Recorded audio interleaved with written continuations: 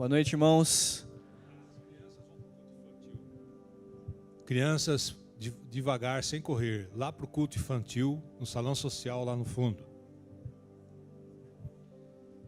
Boa noite, igreja. Tá fraco, só os bonitos. Boa noite. A igreja cresce, né? Vira para a pessoa que está do seu lado e fala assim: que bom que você veio. Diga para ela assim: é um prazer estar com você aqui. Nós cantamos, né? Rei da glória, nós queremos te ver. Olhe para o lado, você vai ver alguém que foi feito à imagem e semelhança do Senhor. Você vai ver no rosto dele a glória de Deus. Amém? Irmãos, eu estou muito feliz de estar aqui hoje. Um grande privilégio para mim. Agradeço pelo convite do pastor. O Duque intermediou aí, né? Pode se sentar, irmãos, fica à vontade. Bem, para quem não me conhece, meu nome é Henrique Bove. Sou lá de Limeira. Acho que é a terceira vez que eu venho para cá, né? E toda vez que eu venho para cá eu sou muito bem recebido. Os irmãos são muito carinhosos.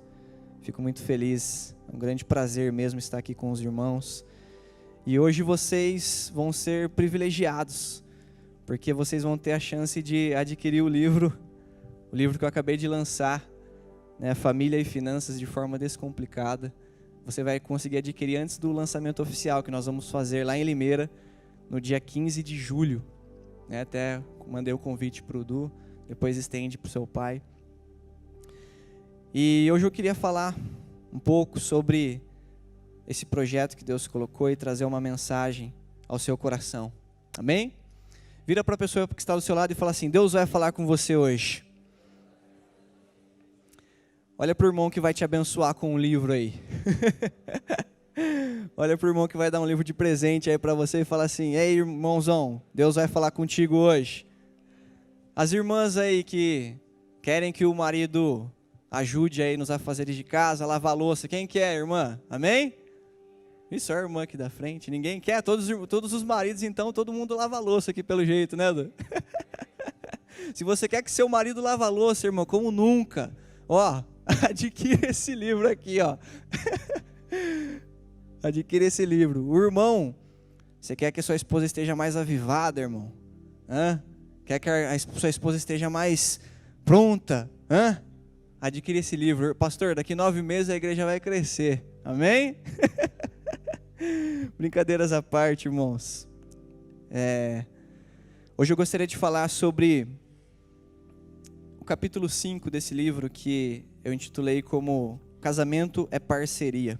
Diga assim comigo: casamento é parceria.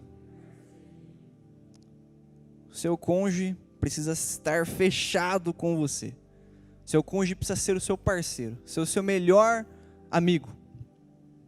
Eu quero orar antes da gente começar. Feche seus olhos. Querido Espírito Santo de Deus, honramos a Tua presença. Espírito Santo, o Senhor tem liberdade para fazer o que o Senhor quiser aqui nessa noite. Essa casa é Tua, nós somos Teus. Nós honramos a Tua presença. Então vem abrir os nossos ouvidos para que possamos ouvir aquilo que o Senhor quer falar. E abra os nossos olhos para que possamos ver aquilo que o Senhor está fazendo. Em nome de Jesus. Se você crê, diga amém. Amém. Se você é casado, você precisa ter todos nós, né, temos um melhor amigo. E esse melhor amigo, ele precisa ser o nosso cônjuge, né? Não pode ser uma outra pessoa diferente. Hoje em dia, muitos casais, eles não têm intimidade. Às vezes você talvez é mais amigo das outras pessoas do que do seu próprio cônjuge. E muitas vezes a intimidade do casal tem se perdido. E nós não podemos deixar com que isso aconteça na nossa casa. O nosso cônjuge deve ser o nosso parceiro, o nosso melhor amigo, aquele que ora por nós, aquele que ouve os nossos problemas, aquele que nos ajuda, que nos dá o ombro para chorar se for preciso, que nos alegra nos momentos de dificuldade. E a partir do momento que nós entendemos que o casamento é uma parceria, irmãos, tudo muda na nossa vida. O casamento, ele é como um time de futebol. Imagina num time, o time tem um atacante, o time tem o goleiro, o time tem o zagueiro, o time tem um meio de campo. Às vezes, o atacante, ele faz o papel do meio de campo. Às vezes, o zagueiro faz o papel de atacante. Mas cada um tem a sua função, porque eles são um time. Eles trabalham juntos. Então nós precisamos entender que o nosso cônjuge, ele é o nosso time. Nós não somos adversários uns dos outros, mas nós somos parceiros. Somos amigos uns dos outros.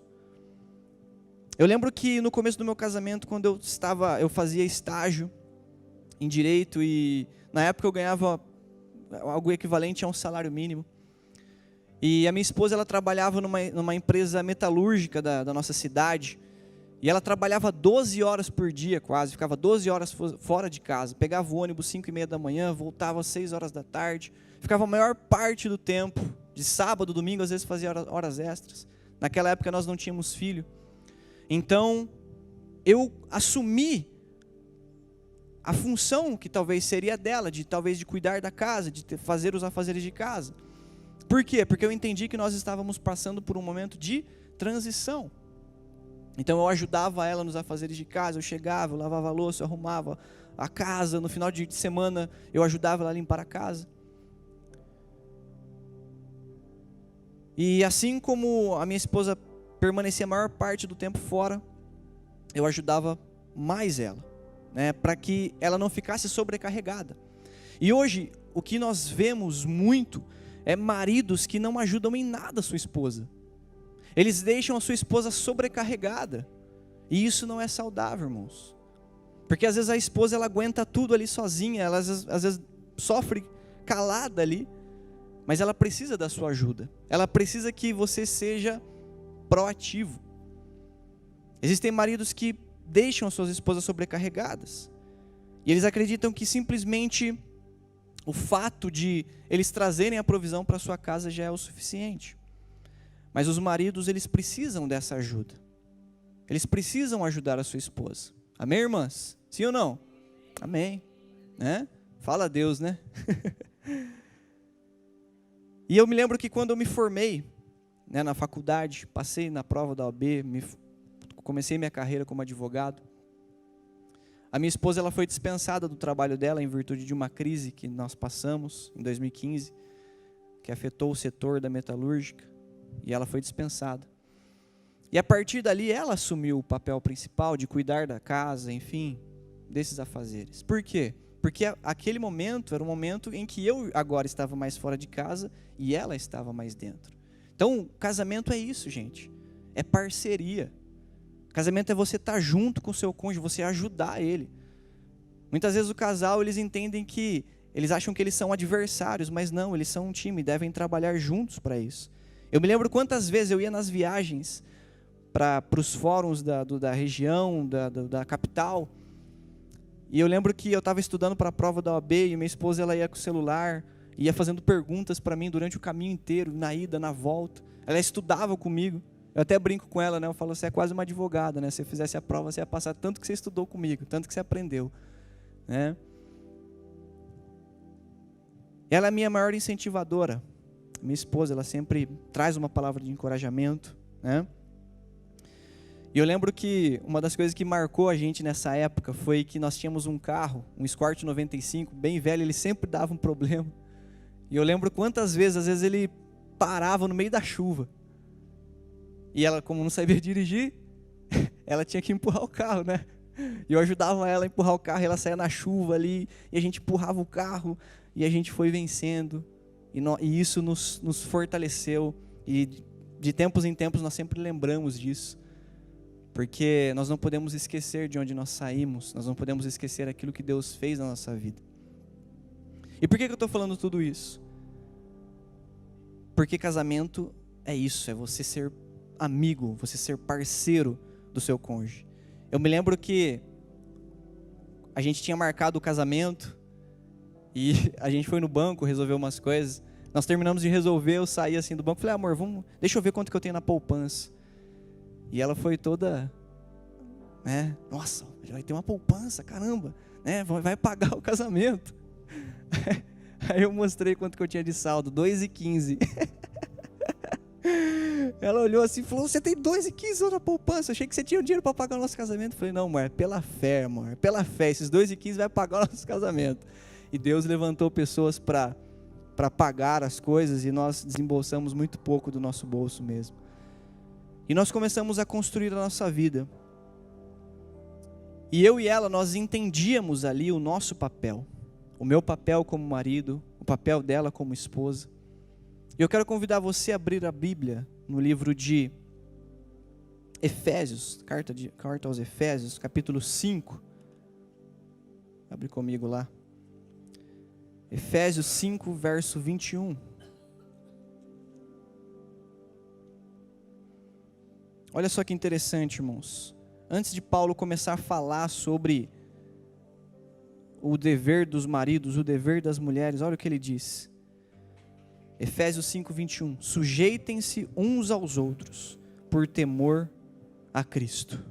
Sujeitem-se uns aos outros, por temor a Cristo. Sabe, irmãos, quando nós entramos no casamento com uma mentalidade correta, uma mentalidade doadora, uma mentalidade que se doa, uma mentalidade que se entrega em favor do seu cônjuge, nós mudamos completamente a forma de vivermos família. Hoje as pessoas elas entram no casamento para ser feliz. E nós não somos chamados para isso, nós somos chamados para o casamento para fazer o nosso cônjuge feliz, amém? Você precisa fazer o outro feliz, porque a Bíblia diz assim que é melhor você dar do que você receber. Quando você entrega essa felicidade para o seu cônjuge, automaticamente o seu coração se alegra também. Eu lembro que tempos atrás uma pessoa chegou para mim dizendo: nossa, eu não aguento quando a minha esposa pede uma coisa para mim, para eu fazer. Nossa, eu fico com muita raiva. E às vezes nós perdemos a paz do nosso lar por coisas tão pequenas, por coisas tão triviais.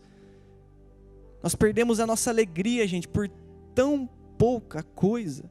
Esses dias eu estava ouvindo um pastor, que ele falou assim que um casal, ele ficou, se eu não me engano, 8 meses sem se falar por causa de um filãozinho, gente. Um outro ficou 3 meses sem se falar por causa de um sabonete.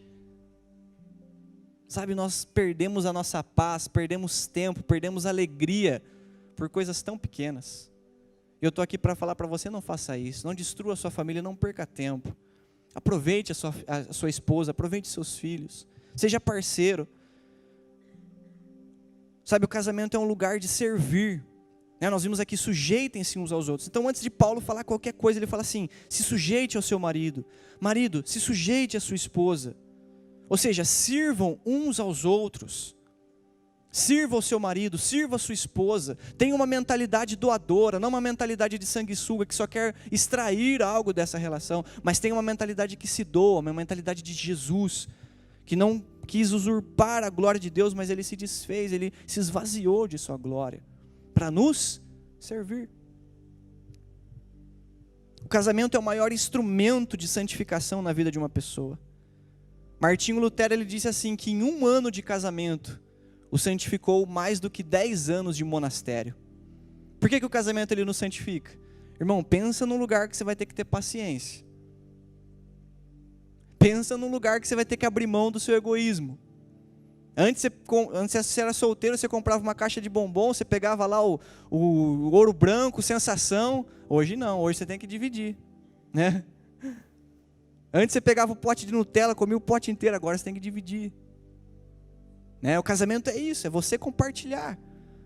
O casamento ele vai trazer santificação para você, porque ele vai te tornar mais parecido com Jesus. O seu cônjuge vai provar você para que o seu caráter se torne mais parecido com Cristo. Porque quando o seu cônjuge testa a sua paciência, ele está levando você a se tornar paciente como Jesus. Quando o seu cônjuge testa o seu orgulho, você está caminhando para se tornar mais humilde. Quando o seu cônjuge testa o seu egoísmo, você está caminhando para se tornar alguém que se doa. Então o casamento ele faz isso com a gente. Ele nos santifica. O casamento é negar a nós mesmos, né? Eu lembro uma vez que eu estava ouvindo uma história. O pastor estava pregando sobre carregar a cruz. E o marido ele estava meio sonolento, né? E ele estava com a esposa e com a sogra, né? E a sogra percebeu que o genro estava dormindo. O pastor pregando lá com toda a euforia. Você tem que tomar a sua cruz, você tem que seguir Jesus. E aí a sogra deu aquela cutucada nele, deu bem aqui na costela. Ele, na hora que ele levantou assim, o pastor gritou, você tem que tomar a sua cruz. Aí ele meio dormindo assim, ele pegou a sogra assim, colocou aqui no ombro e saiu andando assim. Brincadeiras à parte, a nossa sogra é uma benção, né, irmão? Amém? O casamento, ele vai testar você. Existe alguma coisa que deixa você irritado? Por exemplo, às vezes seu marido, né? A maior parte das vezes é o marido que deixa a toalha molhada, né, em cima da cama, né? Mas na minha casa é diferente, irmão. Na minha casa é minha esposa que deixa a toalha molhada. E ela deixa bem do meu lado ainda. Eu vou dormir assim, tá tudo molhado no meu canto. Eu falei, meu Deus do céu. No começo do casamento, gente, mas eu ficava bravo. Eu falei, amor, para de deixar a toalha molhada aqui. Hoje em dia, irmão, sabe o que eu faço? Eu pego a toalha e coloco lá no box. Vai adiantar ficar brigando? Vou perder minha paz por isso. E às vezes nós perdemos a paz por coisas que a gente pode relevar. O que você prefere, ter razão ou ser feliz? Você precisa de uma escolha. Se você quer ter razão, você vai perder a sua paz. A minha paz custa muito alto, eu não quero perder ela. Eu quero ser feliz, eu quero aproveitar a vida com minha esposa, com os meus filhos. E eu quero falar sobre os nossos papéis dentro do casamento. A Bíblia fala assim, nós lemos aqui, se sujeitem uns aos outros. Em João capítulo 13, a Bíblia diz assim, que Jesus, sabendo que toda a autoridade já tinha sido dada pelo Pai, ele pegou, cingiu uma toalha e começou a lavar os pés dos seus discípulos. Começou a lavar os pés. Gente, dentre esses 12 discípulos, sabe quem que estava lá? Judas Iscariotes. Estava Pedro, que negou ele. Estava Tomé, que não acreditava em Jesus. Estava lá esses caras, e Jesus foi lá e serviu eles, sem esperar nada em troca. E nós precisamos ir com essa mentalidade para o nosso casamento, servir o nosso cônjuge sem esperar nada em troca, simplesmente porque nós amamos a ele. Eu me lembro uma vez que a minha esposa chegou para mim e ela falou assim, amor, você acha que eu lavo a louça para quem? Você acha que eu faço as coisas de casa para quem? Você acha que eu cuido dos nossos filhos para quem? Ela falou assim, não é para você que eu faço isso. Eu falei, opa, calma aí, você não está fazendo para mim, você está fazendo para quem? Ela falou assim, eu faço para Jesus. Quando eu lavo a louça, eu lavo para Jesus. Porque tudo que vocês fizerem, façam para a glória de Deus. Sabe, irmão, se você entender isso, que tudo que você fizer, você tem que fazer para a glória de Deus, você vai evitar de entrar em muitos problemas. Você vai ter um casamento mais feliz. Você vai ter uma vida mais plena em família.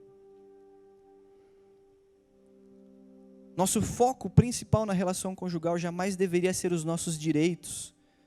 Nós precisamos viver em função do nosso cônjuge, não de nós mesmos. O problema de muitos é que entram no casamento atrás de um nível de realização que desejam mais para si mesmos do que para o companheiro da aliança. Diga para a pessoa do seu lado, fala assim, casamento é servir. Nossa, mais forte, casamento é servir. Isso, amém.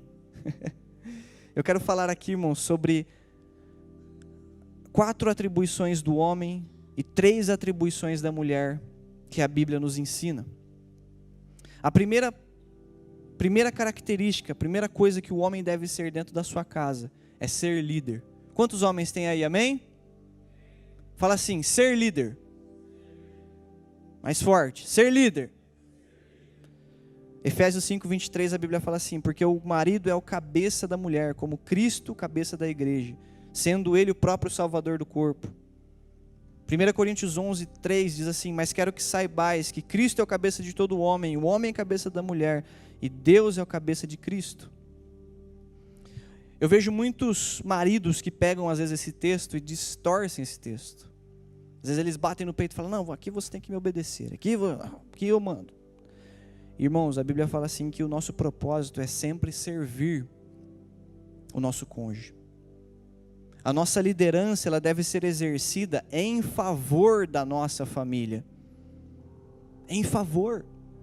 A nossa liderança deve ser exercida não como uma forma de dominar, mas como uma forma de conduzir por meio do amor e do respeito. A nossa liderança e a nossa força deve ser usada não para oprimir a nossa família, mas para proteger a nossa família. Ser líder significa que quando alguma coisa má bater nas portas da sua casa, é você que vai se posicionar, é você que vai dizer: aqui na minha casa, não. Esses tempos atrás, o meu filho, ele ficou doente, ele ia para o hospital, tomava remédio, não sarava, ia para o hospital, ficou assim 2, 3 meses, e a gente orando, pedindo a Deus, e um dia ele estava lá, e se quiser me deixar estressado, irmão, eu só dormi mal, você tirou meu sono à noite, eu fico estressado. E ele começou a tossir à noite, 1 semana, 2 semanas, 3 semanas. Aí até que um dia que eu virei para minha esposa e falei: amor, eu não aguento mais o Azaf tossir, amor. O que a gente vai fazer? Um belo de um dia, ele estava tossindo de madrugada, eu acordei com sangue no olho, gente. Comecei a orar em línguas, comecei a expulsar. E na hora que eu comecei a fazer isso, ele parou de tossir. Eu falei assim: então esse negócio é espiritual, não é só natural. E eu fiz um jejum pela minha casa, de 3 dias. Depois desse jejum, esse ciclo de doença, de vai para o hospital, sai do hospital, vai para o hospital, sai do hospital, se encerrou. Por quê? Porque eu sou o líder da minha casa. Quando tem um problema, eu vou me posicionar, eu vou estar lá, eu vou dizer para o diabo: aqui você não toca, Satanás. Na minha casa tem um homem que se posicionou. Na minha casa tem alguém que tem Jesus. E eu estou com o maior. O marido, ele exerce esse papel de autoridade, mas ele jamais deve deixar de ouvir a sua esposa. Abraão, quando ele estava ali em dúvida sobre o que fazia com Ismael, Deus disse para ele: Abraão, ouça o que Sara tem a dizer para você. Então todo marido que tem sabedoria ouve a sua esposa. Sabe, irmãos, todas as vezes que eu vou tomar qualquer decisão em casa, eu sempre consulto a minha esposa antes e sempre considero o que ela tem para dizer. Quantas vezes eu deixei de fazer negócios, quantas vezes eu deixei de fazer coisas, porque ela me orientou, falou: amor, eu acho que isso não é bom, pensa bem, tem isso, se você fizer vai acontecer isso, o que você acha? Eu refleti e falei: não, amor, você está certo. Ser líder é isso, é você exercer a sua autoridade para você proteger a sua casa. Por que nós devemos ouvir a nossa esposa, maridos, irmãos? Porque toda esposa ela vem com um dispositivo, né? Eu te disse. E se você não faz aquilo que ela falou e dá errado, irmãos, esse dispositivo ele é acionado e você vai ouvir: eu te disse. Então, ao invés de você ouvir o eu te disse, ouça ela, considere o que ela tem para dizer. Considere. Tempos atrás, eu vi um homem, dizendo assim, não, na minha casa eu que mando, na minha casa eu tenho a última palavra, Aí, irmão, o que é aí? Como que é esse negócio? É a minha última palavra. Qual que é? Sim, senhora. Sim, senhora. E se por um lado, talvez existem maridos que são autoritários, não entendem talvez a autoridade que Deus lhes deu. Por outro lado, existem maridos que são verdadeiros bananas. Maridos que a casa está pegando fogo. Os problemas financeiros, problemas na família, no casamento. E o cara está lá, sentado no sofá, não move uma palha, não faz nada, vê a casa pegando fogo, não se move, não se mexe. Também não é esse modelo que Deus desenhou para nós, como homens. Nós devemos saber o nosso papel. O modelo que Deus deixou por meio de Cristo é exercer uma autoridade que provê cobertura e que se doa. Não se esqueça que Jesus tinha toda a autoridade, como nós vimos em João 13, e mesmo assim ele serviu os seus discípulos. Quantas esposas às vezes têm carregado o fardo dos seus maridos? Às vezes as esposas conduzem o lar espiritualmente, e não é assim. O marido que deve ser aquele que dá o primeiro passo em direção.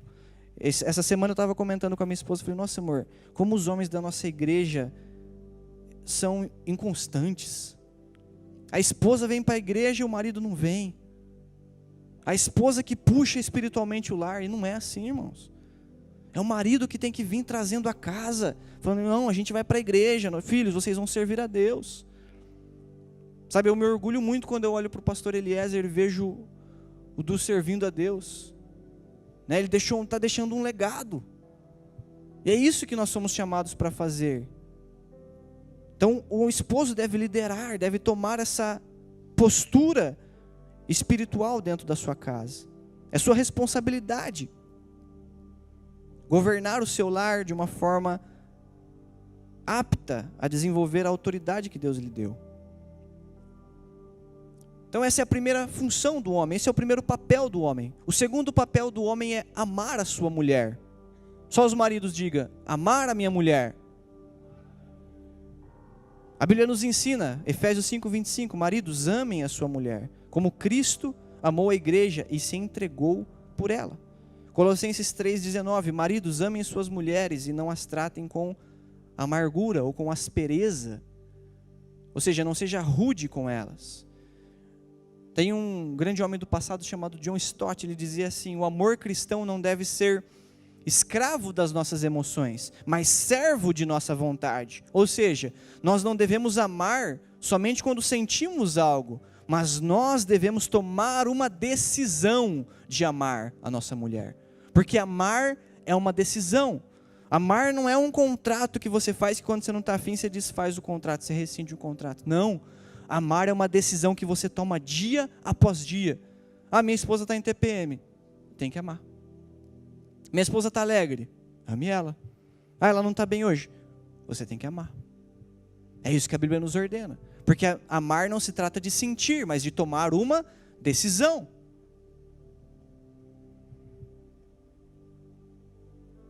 Tem um pastor chamado John Bevere que ele diz assim que a proporção do nosso amor pela nossa mulher depende do entendimento que nós temos do amor de Deus. Porque nós só podemos dar aquilo que nós recebemos, irmãos. E às vezes nós não entendemos e não compreendemos o amor que foi nos concedido por meio de Cristo. E por isso talvez é difícil, dificultoso para nós amarmos.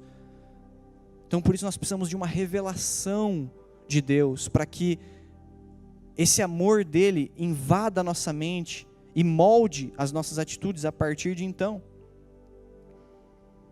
Teve uma pesquisa que foi feita sobre qual era a necessidade maior das mulheres. Sabe qual foi o resultado?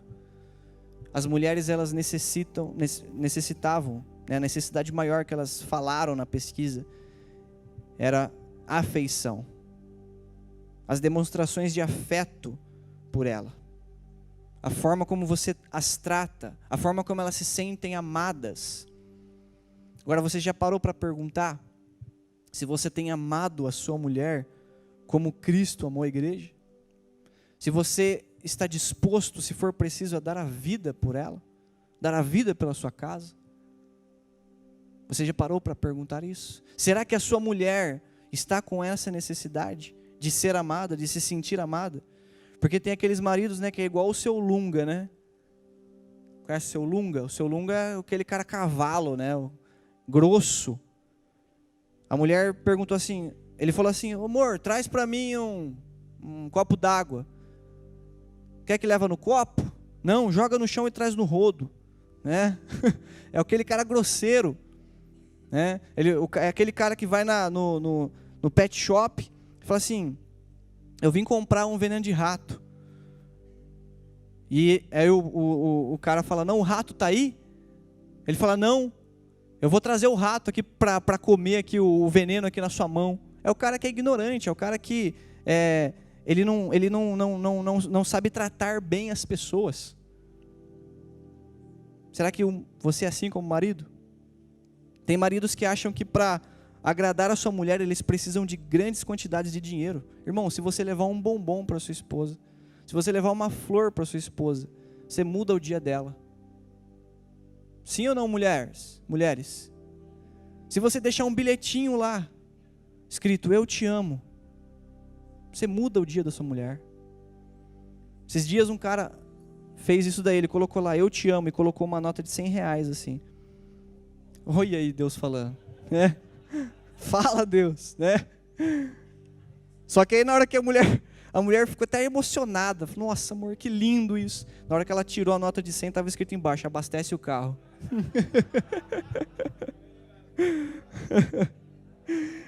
Tem homem que brincadeira, né, gente? A Bíblia fala assim em 1 Pedro que nós devemos ser sábios quando tratamos a nossa mulher. Porque sabia, irmãos, que as suas orações podem ser impedidas se você não tratar bem a sua mulher? E é o que fala em 1 Pedro 3:7. Fala assim, ó: do mesmo modo, maridos, sejam sábios no convívio com suas mulheres e tratem-nas com honra, como uma parte mais frágil e co-herdeiras do dom da graça e da vida, de forma que não sejam interrompidas as vossas orações. Marido, você quer os céus abertos sobre a sua casa? Sim ou não? Você quer os céus abertos? Trata bem a sua mulher. O céu vai ficar escancarado para você. Você vai pedir, Deus vai falar assim: fala, filho.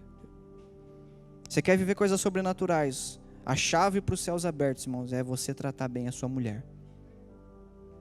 Terceira função que o homem deve ter dentro da sua casa: proteger a sua casa. O homem, ele deve proteger a sua família. Em Gênesis 2:15, a Bíblia diz assim: o Senhor Deus tomou o homem, colocou ele no jardim do Éden para o cultivar e o guardar. Então o homem tem o dever de proteger a sua casa do diabo, proteger a sua casa do mundo, proteger a sua casa da vergonha, proteger a sua casa das dívidas, proteger a sua casa do adultério. Você, como homem, tem essa função de proteger a sua casa. Agora eu pergunto para vocês: onde estava Adão quando a serpente foi falar com Eva? Às vezes a gente acha que o pecado de Adão foi desobedecer comendo do fruto, mas será que o pecado dele não foi antes não cuidar do jardim? Zelar do jardim, que Deus falou: e Deus colocou Adão para cuidar e zelar do jardim. Agora, Adão deixou o diabo entrar no jardim e deixou o diabo trocar ideia com a mulher dele. Nós, como maridos, não podemos deixar com que Satanás entre na nossa casa. Nós precisamos proteger, nós precisamos trazer segurança. O meu pastor, que acho que vai vir amanhã aqui, né? O Éder, né? Meu pastor, ele vai vir aqui amanhã. Ele sempre fala assim: irmãos, as mulheres, elas não buscam beleza, elas buscam segurança. Quando ela olha para um homem, ela vê se ela tem segurança no homem. Graças a Deus, né, irmão? Porque alguns de nós estariam perdidos se as mulheres procurassem beleza, né? Então, onde estava Adão? Onde ele estava? Satanás, ele luta contra a nossa família e nós devemos nos posicionar. O mundo hoje, irmãos, se você vê o que está acontecendo no mundo, o que mais tem sofrido ataque é o quê? As famílias. Os casamentos. Hoje o casamento é banalizado. Esses dias eu estava conversando com um amigo de profissão. Ele falou que ele estava, acho que no 8º casamento, e falando aquilo como, dando risada, como se fosse algo normal. Ah, não deu certo, vou para outro, não deu certo, vou para outro. Ele falou assim, né? Eu estou cumprindo o que Jesus disse. O quê? Ama o próximo, né? O próximo, né? O próximo, depois o próximo, né? Não. Jesus, ele criou o casamento, Deus criou o casamento para ser algo duradouro. E nós, como homens, precisamos proteger a nossa família. Amém, homens? Amém? Quarta função e última do homem: prover. O homem deve ter essa função de trazer a provisão para a sua casa. Só que tem muitos homens que são, às vezes, preguiçosos, né? Não movem uma palha, não fazem nada, não trazem as provisões para a sua casa. A responsabilidade do homem é não negligenciar o cuidado da sua casa. É deixar com que as provisões estejam em dia. É dever do homem ter uma profissão, ter conhecimento em algo. E desenvolva isso. Eu sempre falo para os jovens, que às vezes eu aconselho, eu falo: cara, você quer casar, mas você tem uma profissão? Você está estudando algo? Eu falo: meu, vai se profissionalizar. Porque casamento você não vai viver só de amor, cara. Você vai ter que pagar conta, vai ter boleto para você pagar. E às vezes, se você negligenciar essas poucas coisas, seu casamento pode acabar. Então não negligencie isso. Saiba o seu papel e assuma o seu papel.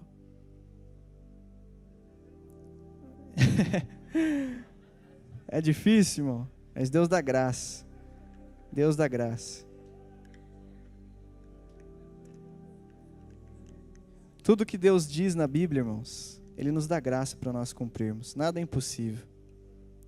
Se fosse fácil, qualquer um fazia. Mas Ele nos escolheu para fazer coisas impossíveis, irmãos. Ele nos chamou para fazer coisas impossíveis. Coisas que o mundo não pode. Agora eu quero falar um pouco sobre as mulheres agora. As mulheres estão aí ainda, amém? Amém? Agora eu quero falar com vocês um pouquinho. Eclesiastes capítulo 4, verso 9 diz assim: é melhor ter companhia do que estar sozinho, porque maior é a recompensa do trabalho de duas pessoas. Se um cair, o amigo pode ajudá-lo a levantar-se, mas o pobre do homem que cai e não tem quem o ajude a levantar-se. Se os dois dormirem juntos, vão manter-se aquecidos. Como, porém, manter-se aquecido sozinho? Um homem sozinho pode ser vencido, mas dois conseguem defender-se. Um cordão de 3 dobras não se rompe com facilidade. Olha como isso é poderoso.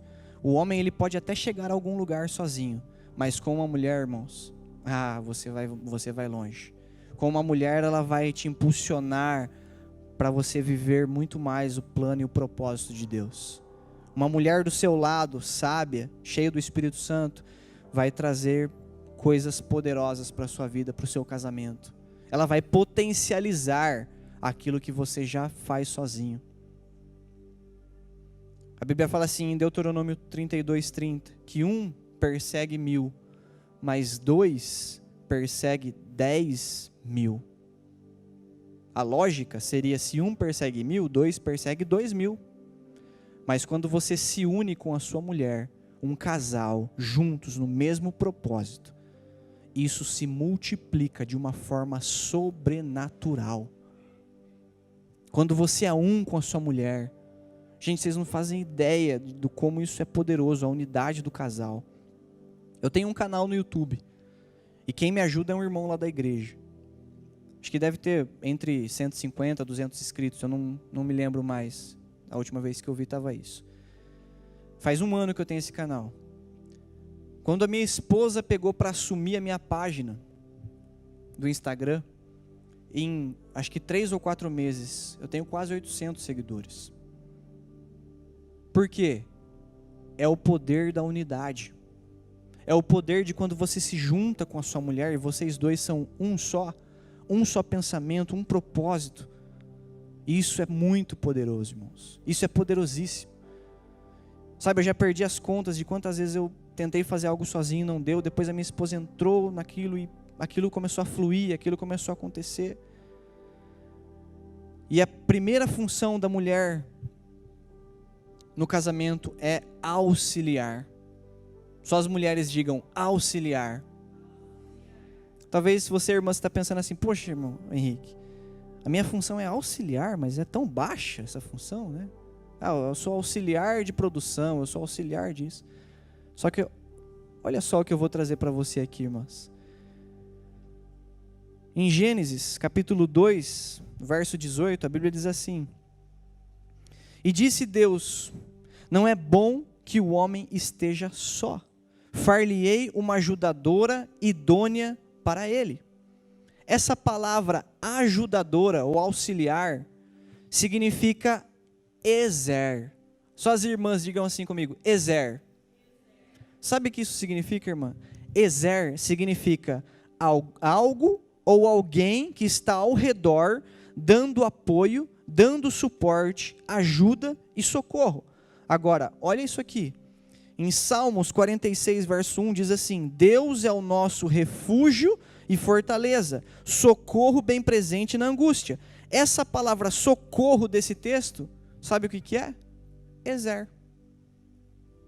O mesmo socorro que Deus dá para o seu povo é o mesmo socorro que a esposa dá para o seu marido. Agora, por que você acha que a sua função é rebaixada?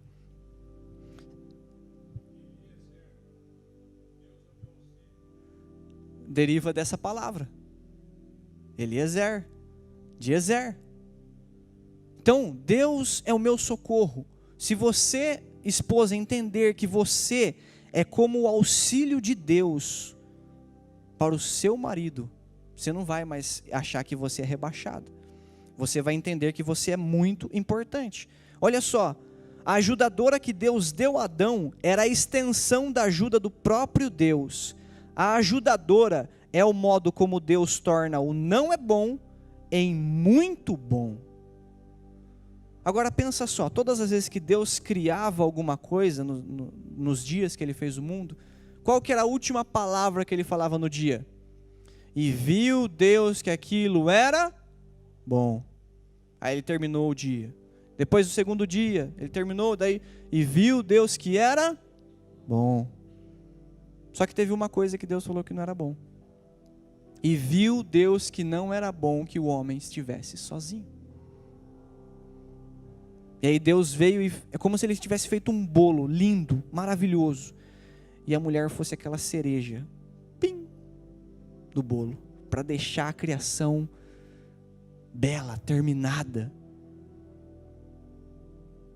A ajudadora é o ponto mais alto da criação, porque é a finalização de tudo que Deus criou. Você já imaginou, mulher, que você foi a última coisa que Deus criou? O último ser que Deus criou? É como se Deus fechasse a criação com chave de ouro. Vou fazer a mulher agora. Deus fez a mulher da costela do homem, porque ela é forte como um osso, e do lado do coração, para que ela estivesse ao seu lado. Não para que o marido pisasse nela, mas para que ela estivesse do lado dele.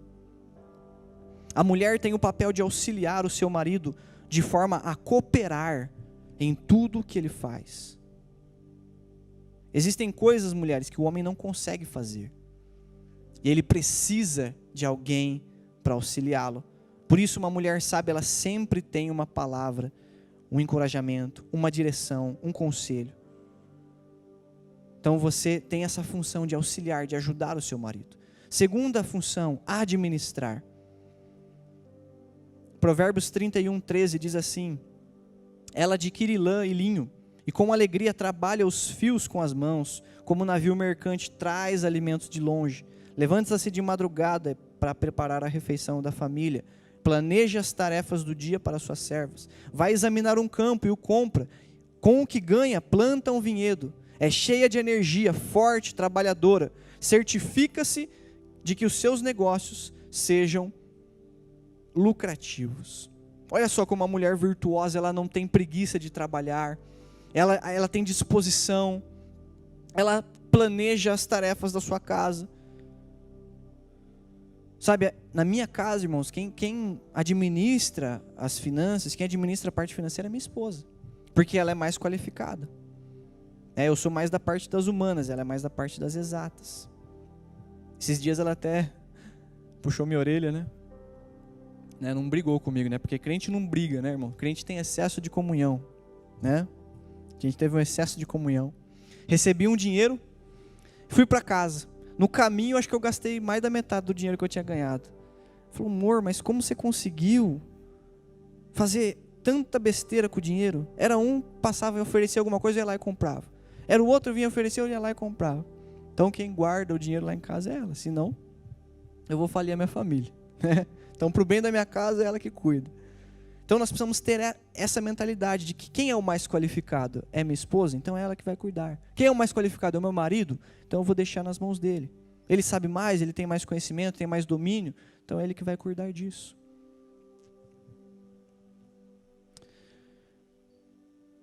Agora o problema é que muitas vezes existem mulheres que elas acabam destruindo a sua casa, né? A Bíblia fala assim que a mulher sábia edifica a casa, mas a tola com as suas mãos ela destrói. Então a mulher precisa tomar cuidado para não ser essa mulher tola que destrói a sua casa. Existem mulheres que às vezes ela não administra e ainda prejudica o marido. Eu lembro que tinha um homem na nossa igreja e ele chegou em mim e falou assim: nossa, Henrique, eu não sei o que eu faço com a minha esposa. Eu trabalho e ela trabalha. Aí ela pega o meu dinheiro escondido e gasta todo o dinheiro dela, ela não ajuda em nada em casa. Essa mulher está sendo uma administradora, uma ajudadora? Não, ela não está cumprindo o papel dela. Porque ela está levando a casa dela à ruína, porque ela comprava coisas escondidas, né? Eu lembro que eu estava ministrando essa mensagem lá na igreja, e aí o irmão falou assim: ô Henrique, uma vez a minha esposa tentou me enganar. Foi lá e comprou uma blusa nova. Aí eu cheguei para ela e falei assim: ô amor, essa blusa é nova? Não, não é nova não, já tenho faz tempo. Só que ela não percebeu que a blusa estava com uma etiqueta aqui de nova. Ela estava levando a casa dela à ruína, com mentiras, sem transparência. E não é para isso que Deus chamou as mulheres. Deus chamou você para você ser verdadeira, ser transparente. A esposa é quem pode educar os filhos, quem pode alfabetizar os filhos. Sabe, quando o Asaf, meu filho, foi para a escola, ele já estava alfabetizado, porque minha esposa alfabetizou ele. Então a mulher, ela tem esse poder, sabe, irmãos, uma mulher que entende o seu papel, ela é tão poderosa. Esses dias o Éder, ele falou algo lá na nossa igreja que eu falei: nossa, que poderoso isso. Ele falou assim: a mão que balança o berço pode moldar uma nação. Sabe, irmã, se você entender o propósito que Deus entregou para você, você vai entender que é algo grandioso, que você está preparando, pode preparar a próxima geração. Porque o marido, ele sai para trabalhar, para ganhar o sustento, para se esforçar lá fora. E às vezes quem passa mais tempo com os filhos é a esposa. E é ela que tem esse poder de conduzir o coração dos filhos ao Senhor. E quando a mulher entende isso, ela contribui para que o reino de Deus passe para as futuras gerações. E terceira e última função da mulher, e aqui eu quero encerrar: ser submissa. Nossa, Henrique, você tinha que falar disso daí, né? Não tem jeito, está na Bíblia, a gente tem que falar. Mas talvez as mulheres, quando ouvem sobre submissão, talvez pensam: poxa, eu vou ter que me sujeitar, eu vou ter que me rebaixar. Só que a submissão, irmãos, sabe o que significa submissão? Estar debaixo de uma missão. Qual que é a missão do seu marido? Amar a sua mulher. E se você for submissa, se você está debaixo dessa missão, que é ele te amar, você vai fazer com que isso se torne mais fácil, com que isso se torne mais leve, com que isso se torne mais agradável. Imagine só, a Bíblia fala assim que Deus é o cabeça de Cristo, Cristo o cabeça do homem, o homem o cabeça da mulher. A mulher está guardada 3 vezes por Deus, por Cristo, pelo homem. Olha só, que proteção que a mulher tem por Deus, que cuidado que a mulher tem.